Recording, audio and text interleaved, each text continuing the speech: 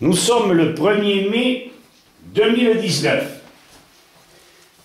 Citoyennes et citoyens, il faut que vous sachiez que je suis un homme ni de droite ni de gauche. Je crois être un homme d'un relatif bon sens et je n'accepte pas l'indiscipline, je n'accepte pas le manque d'humanisme et j'apprécie particulièrement la justice.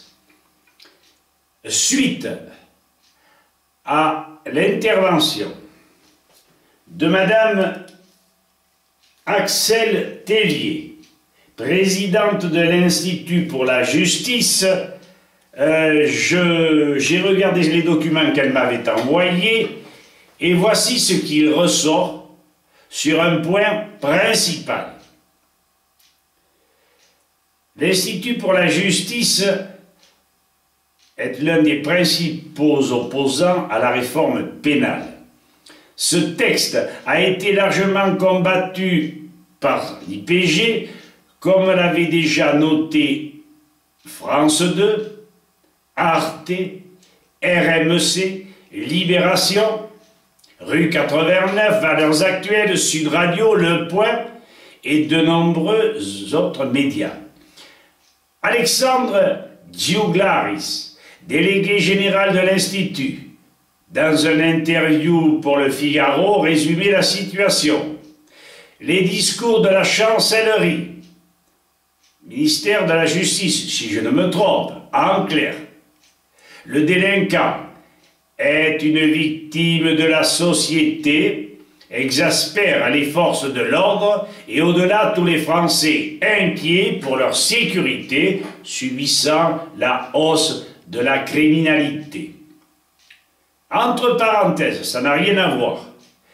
Mais il faut savoir que lorsque vous téléphonez, si vous n'articulez pas, si vous ne parlez pas posément, comment voulez-vous que le peuple et votre interlocuteur comprennent? Et je reviens sur le thème. Le délinquant est une victime de la société. Voilà ce que dit l'Institut pour la justice. Je rectifie. Le délinquant est une victime de la société. Voilà ce que disait le ministre de la Justice en son temps. Ceci est loin d'être faux, d'après moi. Dans quel état d'esprit se trouve une personne privée d'un revenu capable d'assurer ses besoins indispensables? Pourquoi la pauvreté alors que les produits abondent, vous l'avez tous constaté? Est-il acceptable que de vieux travailleurs aillent faire les poubelles, vivent avec un revenu indécent, alors que les magasins regorgent de nourriture, de produits transformés, et qu'il soit impossible de les écouler? Tout simplement parce que l'économie de marché tient, et c'est le plus important, et c'est ce que vous oubliez tous, même M. Gave, même M. Asselineau et consorts, oublie que la redistribution des richesses nationales, c'est-à-dire de toutes les personnes qui concourent en France, que cette redistribution nationale produite se fasse par le truchement du salaire. Autrement dit, vous ne travaillez pas, vous n'avez droit à rien ou à pas grand-chose.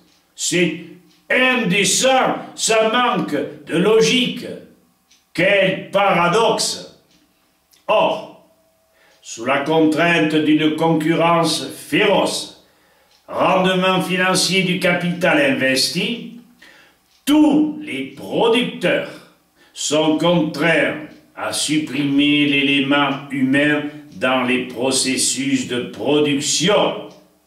Voyez ce que cela peut faire au niveau de l'agriculture, qui d'ailleurs ne doit pas être une agriculture industrielle, mais une agriculture qui ne perturbe pas les organismes des êtres humains. Or, qui en tient compte? L'intervention du machinisme, de la robotisation, l'informatique élimine la possibilité que chacun puisse vivre dignement. Par manque de répartition de cette création monétaire, je le répète, équivalente à la valeur de la production sur tout citoyen, sur les chômeurs particulièrement, beaucoup de retraités, les mères de famille, les étudiants. Alors nous produisons ensemble et nous avons tous droit à la concrétisation de cette production, c'est-à-dire répartition logique, honnête de cette dernière.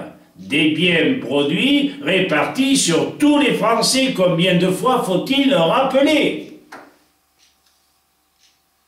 Comment accepter que les capitaux circulent 200 fois plus pour la spéculation que pour la production et la consommation?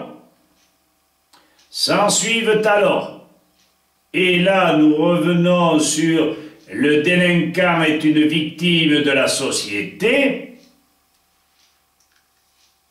s'ensuivent alors des comportements humains égoïstes engendrés par l'économie de marché à monnaie capitalisable. En clair, l'Institut pour la justice n'avait pas peut-être pensé que le délinquant était victime du système et qu'il serait urgent de le réformer.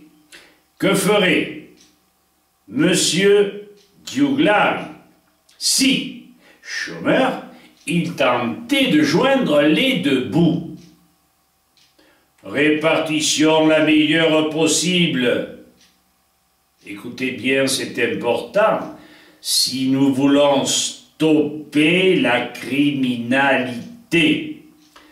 Madame Tellier, je vous apprécie, car vous êtes une combattante. Mais quand l'on combat, il faut avoir les tenants et les aboutissants. Je ne suis pas contre la justice, loin de là. Mais, et je le répète, c'est capital, réformons les causes. Nous supprimerons les effets. Nous étions donc le 1er mai 2019. Ce n'était pas pour moi la fête du travail, mais c'était nous courbons le front devant la spéculation. Nous l'admettons. Eh bien moi, non. Chers amis, ne m'en veuillez pas d'être véhément, je ne souffre pas l'injustice. Sinon, je vais avoir une armée de scélérats sur ma petite ferme. Merci de m'avoir écouté et croyez à mon amabilité et, comment dire, à cette pensée altruiste que j'ai pour toutes les Françaises et tous les Français. Merci de m'avoir visionné.